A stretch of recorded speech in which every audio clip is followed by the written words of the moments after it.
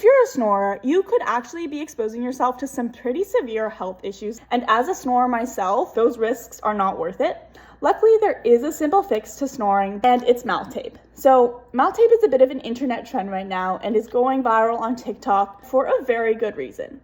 So I've been mouth taping since I was about 8 or 9 years old, and it has drastically changed the way my face has developed. Nose breathing encourages diaphragmatic breathing, which allows your lungs to fully expand and regulate your oxygen levels better. The allergens and the reactants are filtering through your nose instead of getting caught in your mouth and causing extra irritation. I promise you will notice changes, honestly, within 2 or 3 days, and definitely worth a try.